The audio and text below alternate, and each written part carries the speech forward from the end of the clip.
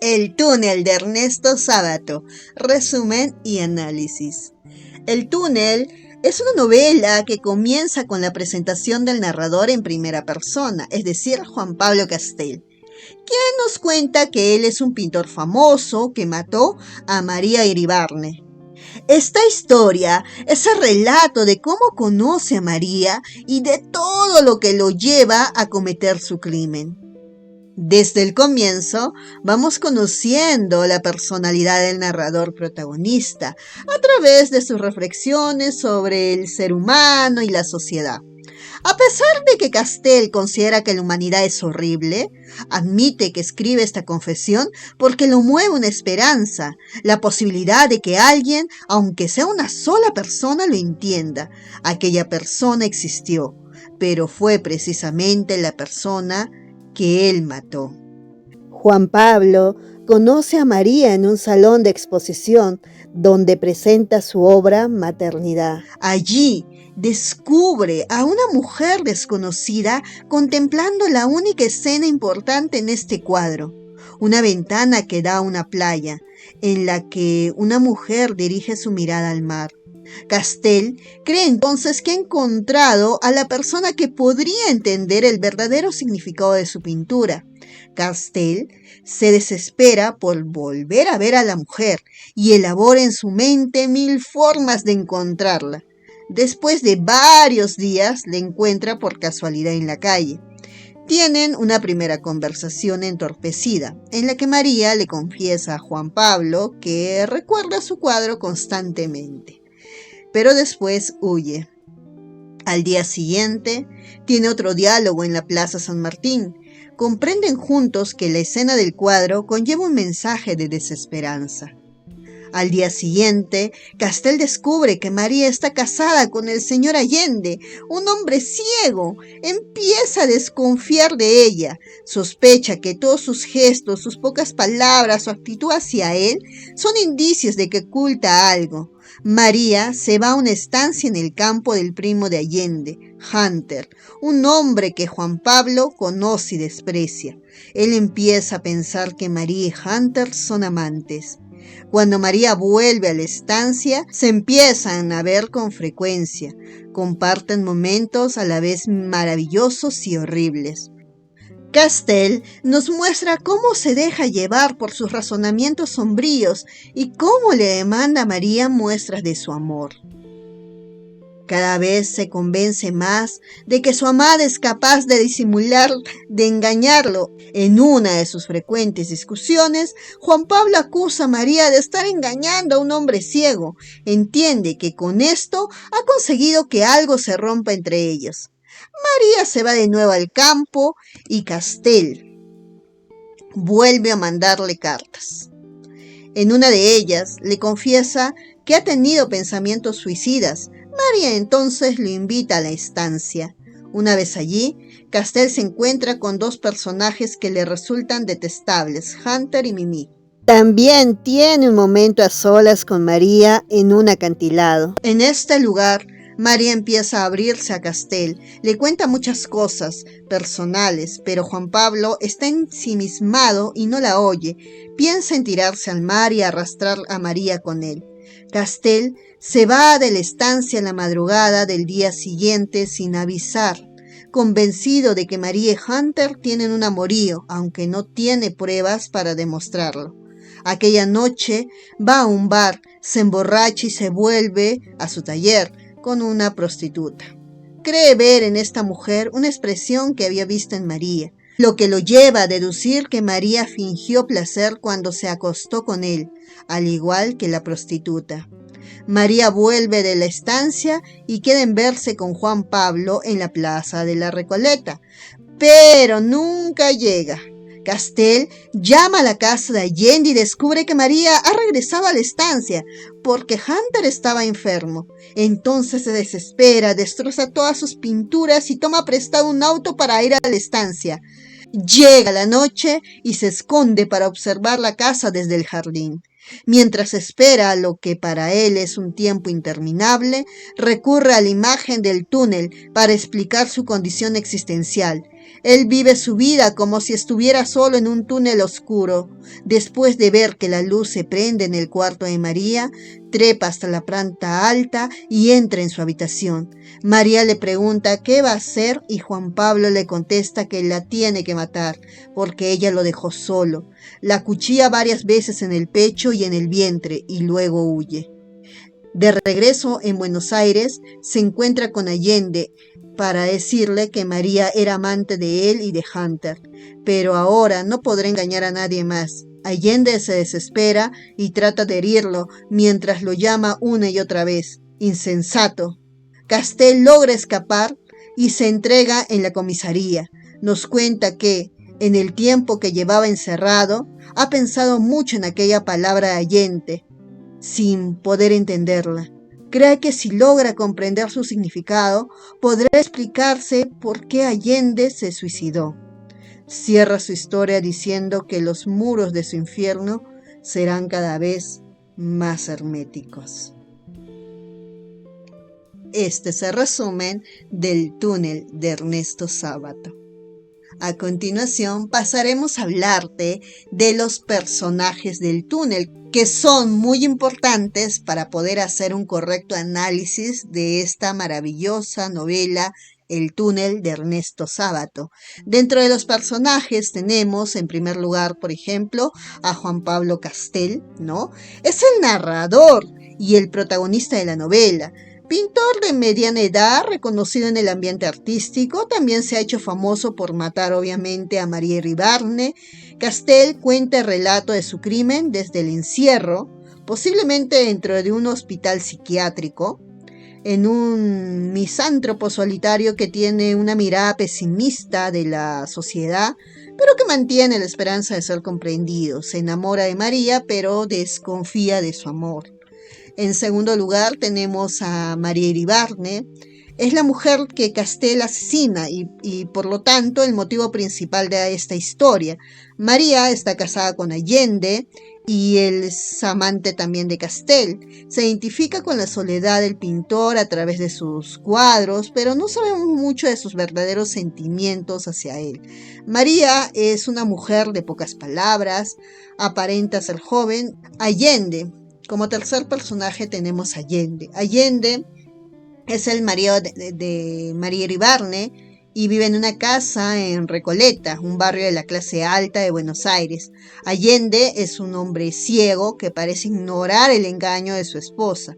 En algún punto su ceguera física representa también su ceguera emocional.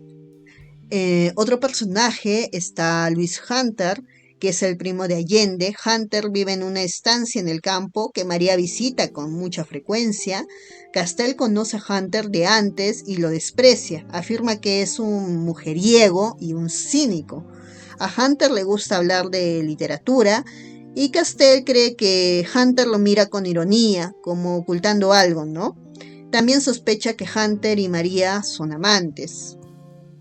Mimi Allende es otra prima de Allende que Castel conoce en la estancia de Hunter y utiliza muchas expresiones del francés al hablar, lo que le da un aire de arrogancia y frivolidad.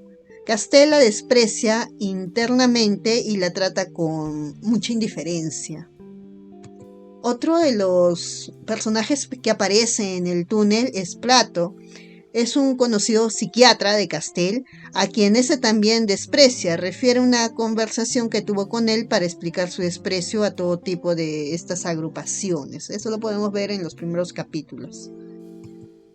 Está Lartigue, que es un escritor al que Castel aborrece y que conoce a Hunter. A él se dirige Castel para confirmar sus sospechas sobre Hunter y María. Y por último va a aparecer el personaje Mapelli, un amigo de Castel a quien éste acude para pedirle prestado su automóvil. Estos son todos los personajes de esta maravillosa novela, El túnel de Ernesto Sábato, para ahora sí poder empezar con este llamado análisis de esta novela. Recordemos que en el caso de El túnel, que fue publicada en 1948, fue la primera novela publicada por el escritor argentino Ernesto Sábato y se convirtió en una controversial obra que generó bastante debate público. De hecho, esta novela llegó a ser censurada en España durante la dictadura franquista, que la consideraron una novela inmoral. Hoy es parte integral de la literatura latinoamericana y sigue causando diversas opiniones en lectores de todo el mundo. En el caso del túnel, se indaga, ¿no?, un mundo psicológico de un personaje bajo la forma de un relato en primera persona. Así muestra el camino por el cual Juan Pablo Castel pasa del dominio de sí mismo a un estado absolutamente irracional. María es el móvil de la transformación, una mujer indescifrable que no puede ser poseída ni escrutada. Además, su compromiso no es total y su juego es peligroso. Desde el inicio hay signos, obviamente, una perturbación en Castel, ¿no?, del carácter específicamente de Castel, ya que se percibe a sí mismo como un incomprendido y manifiesta reiteradas veces, ¿no?, el desprecio por sus semejantes. Los detalles aparentemente banales con que inicia la historia de sus primeros encuentros con María son bastante claros, muy notorios, diría yo. De esta manera, el lector puede notar su carácter en los momentos en que la observa, la persigue y se vuelve agresivo ante la frustración de sus expectativas. También dará cuenta de ello la evolución del mundo onírico del personaje, que recuerda que los postulados del surrealismo, donde el subconsciente juega un papel fundamental, por otro lado, le afectan las condiciones existenciales y estas se vuelven detonantes en su transformación. De este modo lo acosan la vanidad, la soledad, ¿no?, así como los conceptos de fidelidad, de verdad, de culpa, de castigo. Una de las principales características de la novela es que el protagonista comparte sus argumentaciones con su lector imaginario, del que espera comprensión y hasta podría llamarse piedad, podría ser acaso piedad. Sus reflexiones funcionan como justificación de sus impulsos y arrebatos. Con ello, cada argumento filosófico y cada especulación sobre María lo arrojan a un túnel sin salida. La profesión de Castel tampoco parece ser una decisión arbitraria. Tenía que ser un artista, una figura en el siglo XX, gozaba de una reputación particular. Así se puede ver como un intelectual reflexivo que a su vez se encuentra atormentado por su extrema sensibilidad, ¿no?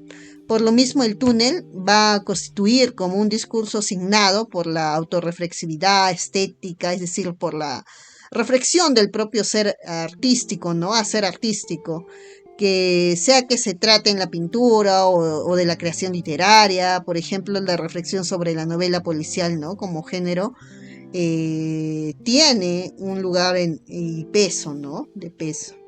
Es así que Sábato hace de esta obra un relato que, aún en su brevedad, recorre elementos de la novela psicológica, la novela policial, el existencialismo propio de su generación.